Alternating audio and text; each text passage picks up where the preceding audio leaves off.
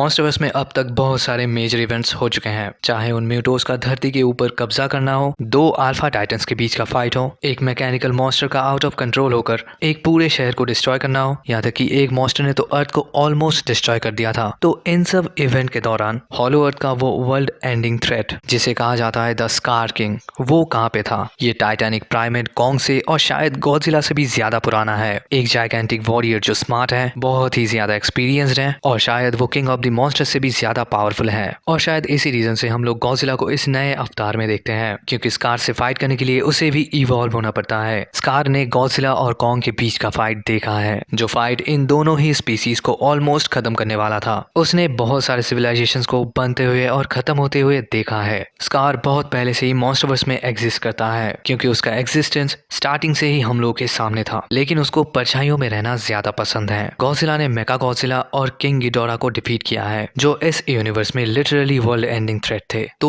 क्या स्कार उस लेवल का वर्ल्ड एंडिंग थ्रेट बन पाएगा? मतलब गिडोरा ने तो आधे यूरोप को ही डिस्ट्रॉय कर दिया था, और अगर थोड़ा टाइम जिंदा रहता तो धरती को ही खत्म कर देता। तो इस टाइम पर स्कार किंग क्या कर रहा था? अगर वो सच में उस लेवल का पावरफुल थ्रेट है, तो फिर उसने गिडोरा को क्यों नहीं हराया? उसे बस ऊपर आना था और गिडोरा से फाइट करना था। तो इस वीडियो में हम लोग डिस्कस करने वाले हैं एक क्वेश्चन का answer, king of the monster और गॉडजिला वर्सेस कॉन्ग के इवेंट के टाइम पर स्कार किंग क्या कर रहा था, और ये स्टोरी किस तरीके से Godzilla x Kong the new empire के साथ कनेक्ट होगा। इस कहानी को समझने के लिए हम लोगों को जाना होगा 1973 में, जब बिल रैंडा स्कल आइलैंड पर फर्स्ट और लास्ट टाइम के लिए विजिट करता है, क्योंकि यही वो टाइम था जब वो कॉन्ग से मिलता है, एक जाइगेंटिक एप जो ह्यूमैनिटी से दूर एक आइलैंड पर रहता है। और ह्यूमंस जब इस आइलैंड पर पहली बार आते हैं, तब उन लोगों को इस आइलैंड का हिस्ट्री पता चलता है। कॉन्ग का ट्राइब गॉडजिला से बचते बचाते हुए पहुंचते हैं स्कल आइलैंड, क्योंकि कॉन्ग्स सिर्फ जिंदा रहना चाहते थे, वो किसी के ऊपर रूल नहीं करना चाहते थे। लेकिन स्कल आइलैंड पर इन्हें मिलता है स्कल क्रॉलर्स, जो इन प्राइमल्स को मारकर इनके फ्लैश को कंज्यूम करते हैं। इस बैटल में एक छोटा सा कॉन्ग सर्वाइव कर जाता है, जो आगे चलकर इस आइलैंड को प्रोटेक्ट करता है और बनता है इस आइलैंड का सबसे डेडलीस्ट वॉरियर। कॉन्ग को अब तक लगता था कि वही है अपने स्पीशीज का आखिरी डीएनए कीपर। स्कल आइलैंड पे हम लोग एक हैंड प्रिंट देखते हैं जो ब्लड से कवर है, और फर्स्ट टाइम देखकर यही लगता है कि ये कॉन्ग का है, लेकिन अगर गौर से देखा जाए तो फिर ये कॉन्ग के हैंड प्रिंट से बहुत बड़ा है। और लेजेंडरी के मार्केटिंग कैंपेन में हम लोग इस पिक्चर को देखते हैं, जो यही प्रूव करता है कि ये है स्कार किंग का सिग्नेचर। तो शायद ऐसा हो सकता है कि उन स्कल क्रॉलर्स को कोई पहले से ही कंट्रोल कर रहा था, और वो और कोई नहीं स्कार किंग था। वो स्कल आइलैंड पर आने वाले कॉन्ग के उस ट्राइब को खत्म कर देता है, क्योंकि वो स्कार किंग के सामने झुकते नहीं है। या फिर ऐसा भी हो सकता है कि वो कॉन्ग्स स्कार किंग के मास्टर प्लान का हिस्सा नहीं बनना चाहते थे। तो इधर पे स्कार अपने स्कल क्रॉलर के आर्मी से कॉन्ग के इस ट्राइब को खत्म करता है, और फिर वो बैटल खत्म होने के बाद वो इधर पे आकर अपने नए इलाके में अपना निशान छोड़ता है, इस बात से अनजान कि उसने अपने सबसे बड़े दुश्मन को इस आइलैंड पर बड़े होने के लिए छोड़ दिया है। न्यू एम्पायर के ट्रेलर में हम लोग देखते हैं स्कार किंग कॉन्ग के एक ट्राइब से अपना काम करवा रहा होता है। तो शायद हमारे कॉन्ग का ट्राइब स्कार किंग के सामने झुकते नहीं है, और इसी रीजन से उन्हें मरना पड़ता है। लेकिन स्कार को ये पता नहीं होता कि उनमें से एक सर्वाइवर अभी भी जिंदा है, जो उसके स्कल क्रॉलर के आर्मी का स्कल आइलैंड पर बहुत ही अच्छे से ख्याल रख रहा है।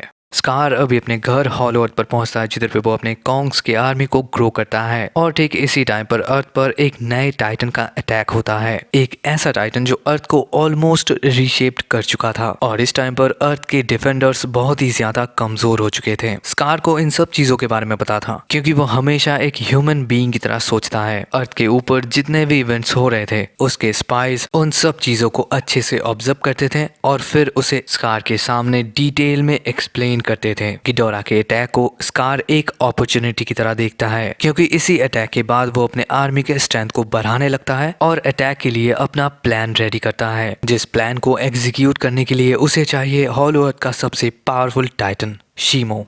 हॉलो अर्थ पर हम लोग इन क्रिस्टल्स को देख सकते हैं, जो किसी टाइप का पावर सोर्स है, और गॉडजिला इन्हीं क्रिस्टल्स को यूज करता है अपने सबसे पावरफुल फॉर्म में इवॉल्व होने के लिए। और शायद स्कार के ऑर्डर से ये कॉन्ग्स उस क्रिस्टल के माइनिंग में काम करते हैं, और स्कार इसी पावर सोर्स को अपने अटैक में यूज करने वाला है। गॉडजिला वर्सेस कॉन्ग के टाइम पर जब कॉन्ग स्कार के एक टेम्पल में पहुंचता है, तब गॉडजिला अपने पावर से उसके थ्रोन को डिस्ट्रॉय कर देता है, और कॉन्ग गॉडजिला से 1v1 करने के लिए हांगकांग पहुंचता है। तब स्कार इस चीज को नोटिस करता है, ये कैसे पॉसिबल हो सकता है? एक पावरफुल कॉन्ग सर्वाइवर जिसने शायद उस एक्स को जिंदगी में पहली बार पकड़ा है, लेकिन वो उसे एक एक्सपीरियंस्ड वॉरियर की तरह यूज कर रहा है, और वो भी किंग ऑफ द मॉन्स्टर के अगेंस्ट, जिसे मारने के लिए उसने एक एंटायर आर्मी को ही खड़ा कर दिया है। स्कल आइलैंड के चारों तरफ का वो स्टॉर्म कॉन्ग को अब तक प्रोटेक्ट कर रहा था, लेकिन अभी उस आइलैंड का सबसे बड़ा सीक्रेट सबके सामने है।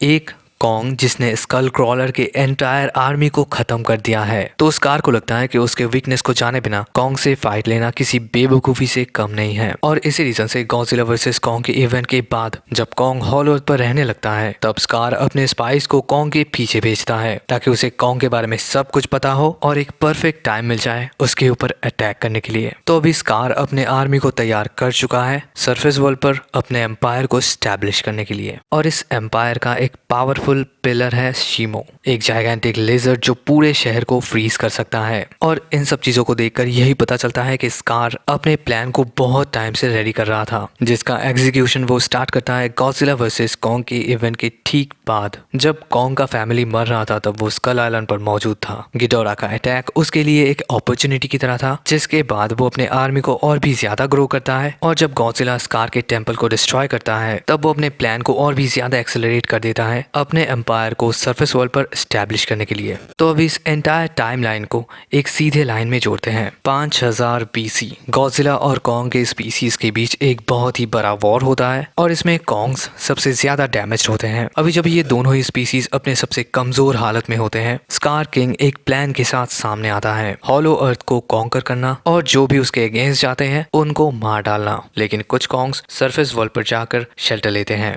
19th सेंचुरी, स्कार अपने आर्मी को ग्रो करता है और उसे उन कॉन्ग्स के बारे में भी पता चल जाता है जो कभी बचने के लिए स्कल आइलैंड पर भाग गए थे। स्कार उन्हें अपने स्कल क्रॉलर के आर्मी से मरवा देता है और वो स्कल आइलैंड में अपना छाप छोड़ जाता है, क्योंकि ये अभी उसका है।